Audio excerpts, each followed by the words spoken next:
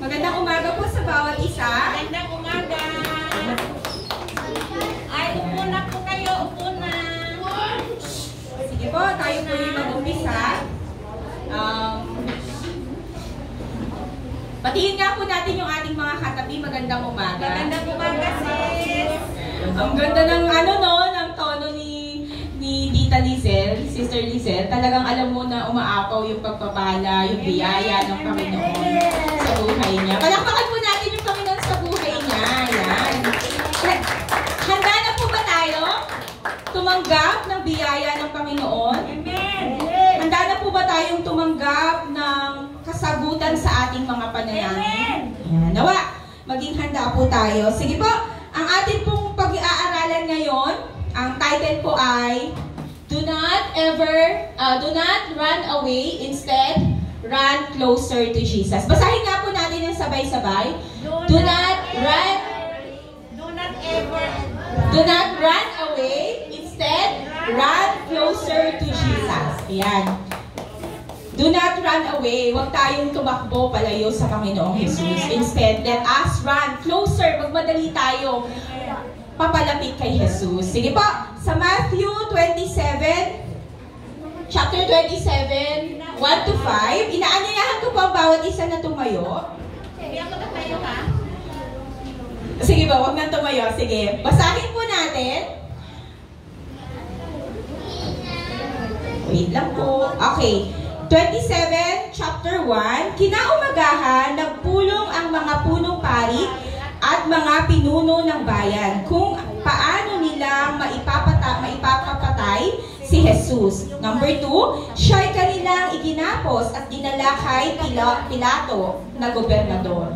Verse 3, nang malaman ng taksil na si Judas na si Jesus ay nakatulang mamatay, nagsisi siya at isinauli sa mga punong pari at mga pinuno ng bayan ang 30 pirasong pilak. Verse 4, sinabi niya, nagkasala ako, pinagkanuno ko ang dugo ng taong walang kasalanan. Ano ang pakialam namin sa iyo? Bahala ka sa buhay mo, sagot nila. Verse 5, inihagis ni Judas sa loob ng templo ang 30 pirasong pilak at pagkaalis doon siya'y nagbigti. Manalangin po tayo.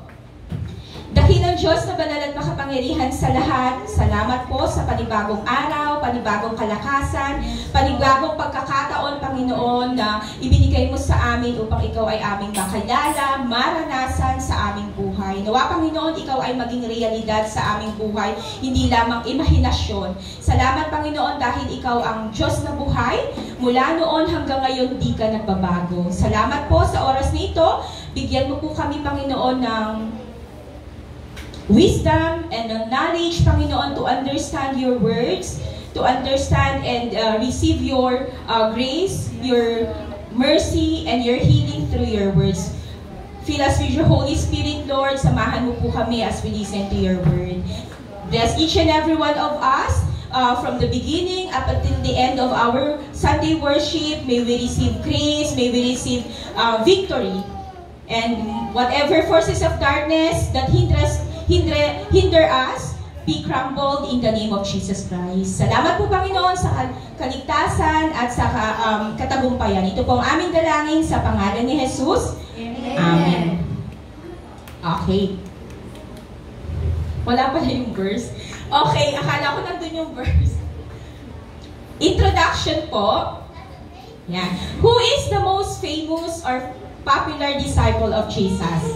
Sino po yung pinakasikat na disipulo ni Jesus? Ito po yung tanong ni Pastora Grace last week. Sino po? May kilala po ba tayo? Sino po yung pinakasikat sa mga kabataan? Sa tingin nyo, sino? Matthew, oh, very good. May mga sa Sunday schooler, si Matthew daw for them. Sino pa? Sino? Ayan. Si Judas talaga. Ayan. Sabi ni Pastora Grace, the most popular, syempre nga naman, yung lagi nating nababasa is Peter. Pero sa atin, sa makabundong pananaw, the most popular is Judas. Sa word pa ng mga Pilipino, Judas. Diba? Kahit sa makikita na natin yung pangalan ni Judas. Kung sasakay tayo ng jeep, ano yung makikita natin doon? Who does not pay? Di ba? Mayroon din sa jeep, sa tricycle, o di ba? Maririnig din natin siya mga lines sa movie. Judas ka talaga. Di ba? Ikaw pala yung Judas. Di ba? Ganun yung mga traidor ka. Yun yung mga lines sa movie na maririnig natin yung Judas or yung Judas. Di ba? As sa mga Pilipino, ayan. Who is Judas Iscariot? The name Judas came from the Hebrew word Judah, which means praise or let God be praised. So, pagpipili tayo ng pangalan, di ba? Lalo na sa mga mga mommies, ganyan. Or kahit sa atin, mga kabataan, pipiliin natin yung magandang pangalan. Tama ba? Minsan, ang pangalan mo ay makaluma, pero pagdating sa Facebook, ang pangalan mo ay Ashley. Or, di ba? May mga ganon. Minsan, binabaliktad pa yung pangalan kapag medyo luma yung pangalan. Binabaliktad nila. Di ba? Kasi importante yun. Me, as a parent, as a mom, nung binigay ko yung pangalan sa mga anak ko, importante. Talagang pinag-aralan, pinag-isipan namin mag-asawa at pinag-pray namin. Same thing din noong panahon ni Jesus. Ang pangalang Judah means, sa Hebrew word is praise, o let God be praised. Diba napakaganda po? Kaya maraming Judas sa Biblia. At iba-iba sila ng character at iba-iba ng panahon. And isa po dito, si Judas Iscariot. Sige po, pag-aralan po natin. He was handpicked by Jesus in Luke 6:12-16. Pinili siya ni Jesus.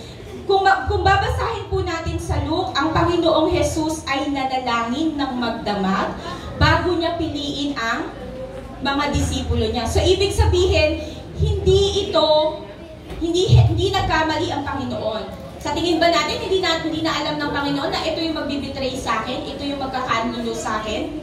Alam niya. Pero hindi po aksidente na pinili niya. Talagang pinag-pray ni Jesus yung 12 disciples. If we will look at to Luke 6:12-16, babasahin ko po. On another Sabbath, he went into the synagogue and was teaching, and a man was there whose right hand was revealed. Hold on. Luke 6. Okay. Ayan.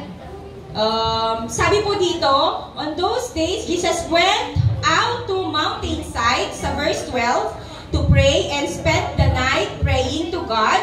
When morning came, he called his disciples to him and chose 12 of them, whom he also designated apostles. So kasama po doon, kung sa 16 po tatanong tayo, Judas, son of James, and Judas Iscariot, who became a traitor. So, yun po ay pinag-isipan, pinag-pray ni Jesus. Sa atin po, pag maggagawa tayo ng importanteng decision, we always pray. Tama po ba?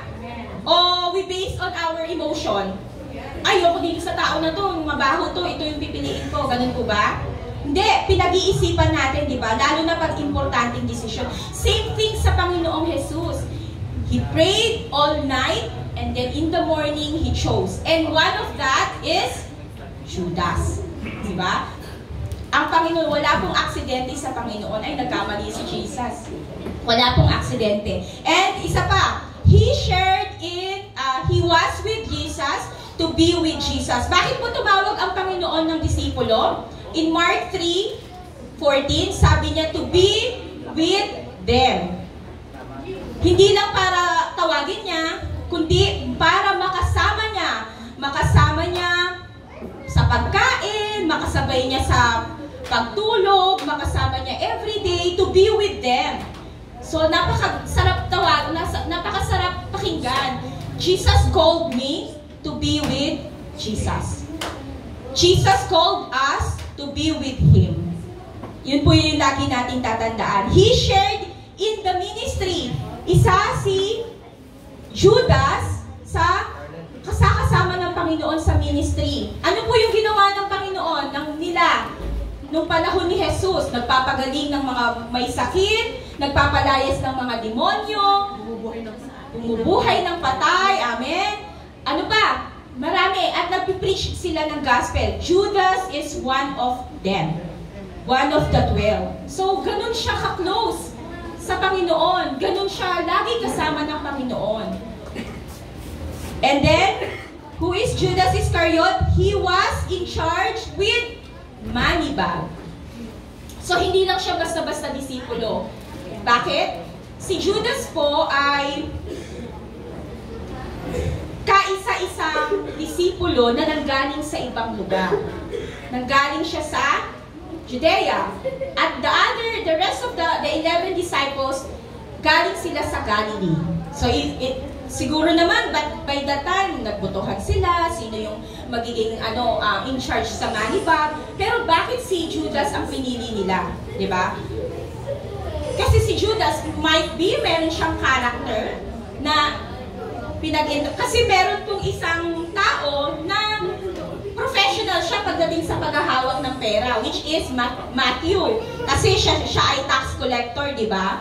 Pero still, binigay nila yung responsibility. He was in charge with the money bag. So, yun po. Next slide po. Ayan. Pagbulay-bulayan po natin, ano po yung pwede nating matutunan sa buhay ni Judas? Meron nga po ba? Ang Bible po ay ginawa ng Panginoon para lang hindi ipangako na, pangako anak, magiging masaya ka pag tinanggap mo ako. Pangako anak, di ka na magbukulang. Pangako anak. Hindi po. Ginawa po ang Biblia para magkaroon din tayo ng correction. So that we can reflect sa buhay natin dun sa mga buhay na meron sa Biblia, sa mga pangyayari sa Biblia. That's the reason why ang sabi ng Panginoon, meditate the word day and night. Hindi po sinabing day or night. Day and night. Let us meditate the word. Sige po, sa number 1 po, he participated but he was not part. Naki-participate siya as a 12 disciples but not part. It happens in the church. We participated, nag-praise and worship, amen, nagsasong lead ka, nag-preach ka na sa harap, pastor ka na, or attender ka, naglilinis ka sa church, nagluluto ka sa church, nagtuturo ka ng Sunday school.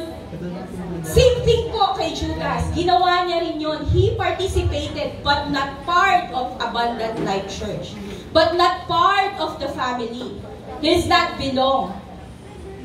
Alam niyo po yun?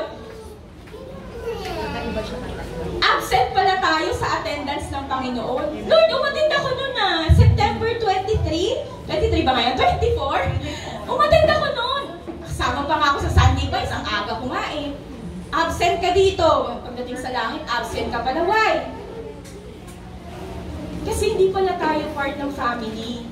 So let's check that sa mga susunod na slide. Judas knew Jesus but didn't know him. Ano po ibig sabihin nun? Satan knows Jesus. Atheists knows Jesus. Alam nila si Jesus. Even mga Buddhists, alam nila, kilala nila si Jesus. Pero walang relasyon. So, ito po yung inaano natin, pinag-aaralan natin. What is our relationship to Jesus? Jesus knew lahat ng disciples nung sinabi ng Panginoon or nung pinipredict niya na yung magkakanulo sa kanya, sabi nila, Lord, is it I? Panginoon, ako ba yun? Lahat sila nagtanong ng ganon. Pero pagdating si Judas, Rabbi, ako ba yun? Guro, Master, ako ba yun? So, doon mo makikita yung confession, yung personal confession ni Judas para kung sino yung Panginoon sa kanya. So, sa kanya, siya ay guro, siya ay master. Pero sa iba, tinanggap nila si Jesus, aside for being master, for being rabbi, they accepted Jesus as their Lord. Sometimes it happened to us. Tinanggap lang natin si Jesus, pero ako pa rin yung Diyos. Tama po ba? Tinanggap natin si Jesus, pero ako pa rin yung nasusunod sa buhay ko. Ako yun. Tinanggap natin si Jesus, pero iba pa rin yung bagay na ginagawa natin. We're not leaning on Jesus' wisdom, but on our own understanding, di ba? So, sometimes we became Judas. Judas ka. Who does not pay? Di ba? Mga sikat na line for Judas. Next po, number 2. So, he participated but was not part of the family, of God's family. Nawa, this time, if we just participated before, this time, let us be part of the family. Amen. Be a kapamilya. Diba? So, slide number 2 po. Next slide. He was sympathetic but not sincere. Ito po yung si Mary, nag-pour ng mamahaling perfume sa paa ni Jesus para humingi ng tawad, para sambahin si Jesus. Sabi ni Judas, ang mahal-mahal niyan, bakit hindi na lang natin ibigay sa mga mahihirap yung pinambili niyan? He was sympathetic but not sincere. Why? Sa isip ni Judas, ay sa sinabi ni Judas, ibigay na lang natin sa mga mahihirap. Pero in his mind, kung babasahin po natin, John 12:4 and 6. 4 to 6, basahin ko po sa inyo.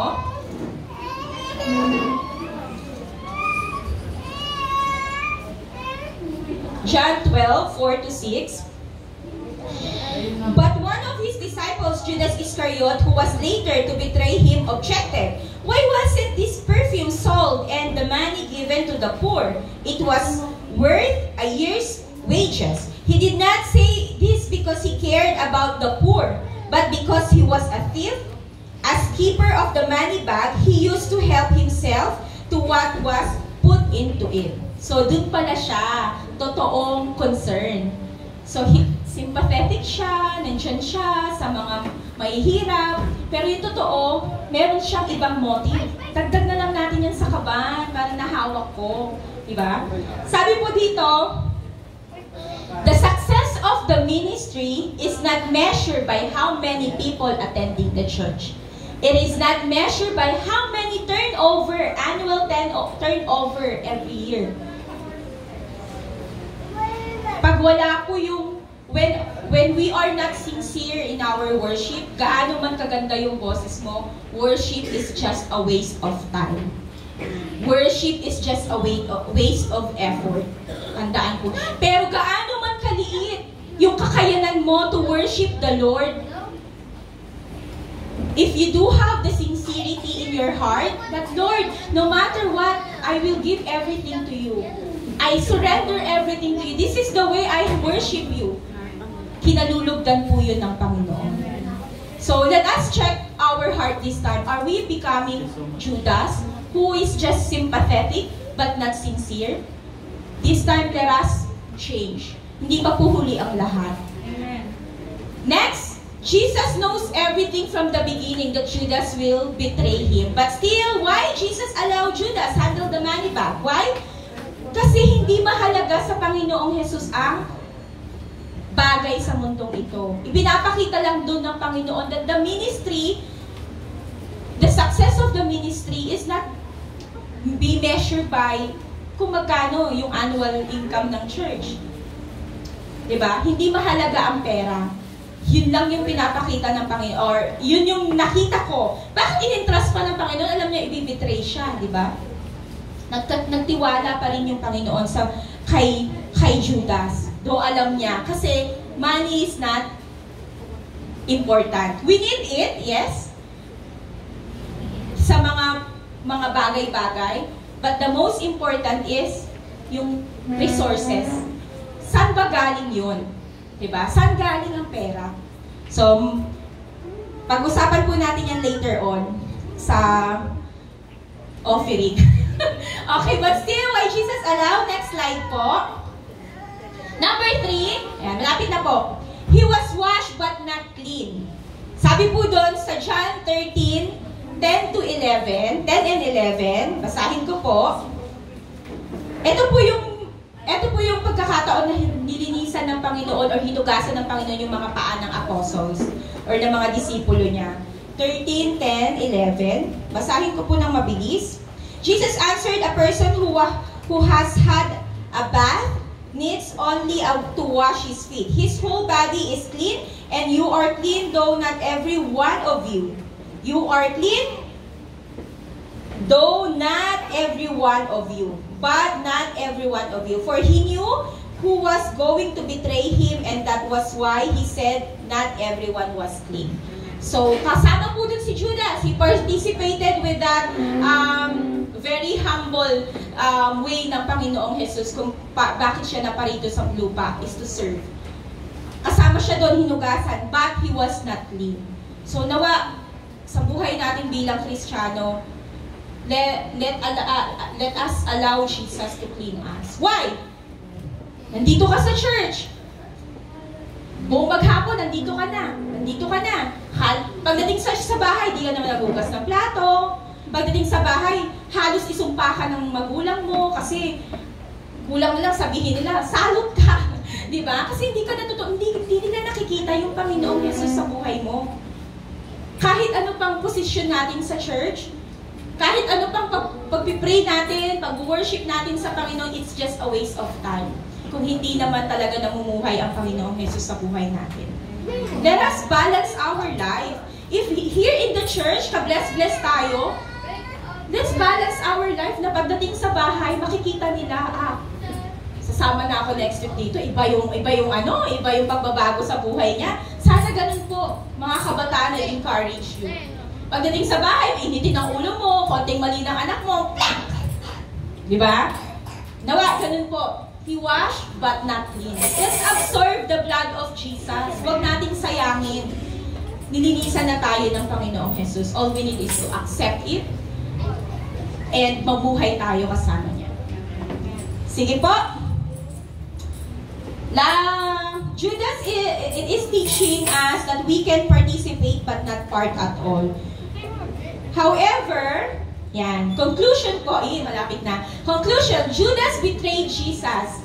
Same as Peter. Basahin nga po natin yan sabay-sabay. Judas betrayed Jesus, same as Peter when he denied Jesus. But Peter repented and ran closer to Jesus, while Judas regret and ran away from Jesus. So, yun po, parehas sila. Ang isang maliit na kasalanan, compare sa pumatay ng tao, same thing, kasalanan pa rin. Sa isang cake, lagyan mo ng konti lang, isawsaw mo lang sa cooks ng aso, lagay mo dun sa cake, tapos i-bake mo. Kakainin mo pa ba yun? Or sa juice, ihalo mo, iinumin mo pa ba yun? Hindi, maliit lang na kasalanan, it's still kasalanan. It's the same thing with Judas and Peter. They both betrayed Jesus. Pero iba yung ginawa nilang dalawa. Parehas silang nagkasala, pero Peter repent. And anong nangyari kay Peter? He was used by the Lord mightily. Judas, regret. Nagsisi rin naman siya. Pero anong ginawa niya? Instead of running closer to Jesus, he ran away to Jesus. Let us not focus on our weaknesses. Let us focus on God's strength. Yun po yung lagi nating tatan para hindi tayo maliligaw. Next slide po. Ay, nasabi ko na. Do not focus on your weaknesses. Instead, focus on God's strength. Do not focus on our failure. But focus sa Panginoong Jesus kung gaano niya tayo patatawarin. Do not focus with those times that we betrayed Jesus, but focus on Jesus who is open arms waiting for us to come back. Hindi pa po huli ang lahat. And our failure is not our final end. If we will coming back to Jesus. What happened to Judas is the failure na meron siya, yun na yung final end niya. Why? Because he did not come back to Jesus. Yung isang pagkakamali, hindi maitatama ng isa pang pagkakamali. And that was happened to Judas. Hindi na itama. Pero yung kay Peter, naitama kasi he repent. Sinabi niya na mas kailangan natin ang Panginoon. The more we fail, the more we need Jesus. Sige po, tayo pong lahat ay manalangin. Nawa po ay meron po kayong nakuha sa buhay ni Judas. At Mas marami pa po mamaya sa ating pulpit message. Manalangin po tayo. Dakilang Diyos na nasa langit, salamat Panginoon dahil tunay na hindi ka nagkukulang. Salamat Panginoon dahil minahal mo kami mula sa pinakapangit, pinakamababang level ng aming buhay, Panginoon, inibig mo kami. Salamat, Panginoon, dahil ikaw ang Diyos na buhay. Mula noon hanggang ngayon, di ka nagkukulang, hindi ka nagbabago, Panginoon. Salamat, Panginoon, because you are faithful from yesterday to day up until to our future tomorrow, Panginoon. Salamat dahil tunay nga, katulad ni Judas, Panginoon, we sometimes betray you. But this time, Lord, may we always come closer to you. May we always run closer to you, Panginoon. Nawa, sa'yo lamang namin hanapin ang anumang kakulangan na meron kami. Salamat, Panginoon, dahil tunay nga na tinapos mo na ang lahat sa krus ng Kalbaryo. Hindi na po kami dapat pang mag-alala pa. Salamat, Panginoon, sa panibagong araw na ito. Ihanda mo po ang aming mga puso't isipan sa pagtanggap ng iyong salita, sa panambahan ngayong umaga. Ito po ang aming dalangin sa pangalan ni Jesus. Amen.